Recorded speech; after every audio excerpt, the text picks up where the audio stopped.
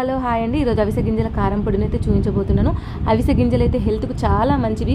చర్మం కాంతివంతంగా ఉంటుంది, మొటిమల సమస్యలు ఉండవు, జుట్టు పెరుగుదల బాగుంటుంది, ఐరన్ లోపం పూర్తిగా పోతుంది, రక్తం చాలా స్పీడ్గా పెరుగుతుంది, నీరసం అలసట తగ్గుతుంది. కాబట్టి అవిసె గింజలు మనం అప్పుడప్పుడు ఇలా తినాలి. లేదంటే కారం పొడి చేసుకుంటే 1 మంత్ వరకు స్టోర్గా ఉంటుంది. అవిసె గింజల్ని నాల్చి కడాయిలో బుగ్గలుగా వేయించి పక్కన పెట్టేసుకోవాలి. ఒక గుప్పెడు వెల్లుల్లి రెబ్బల్ని కచ్చా పచ్చగా దంచి పక్కన పెట్టేసుకోవాలి.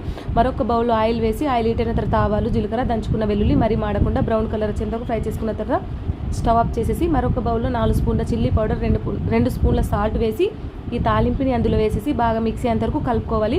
అప్పటి వరకు అవిసె గింజలు చల్లారిపోయారు కదా, మిక్సీలో వేసేసుకొని మంచిగా పౌడర్ అయితే చేసేసుకోవాలి.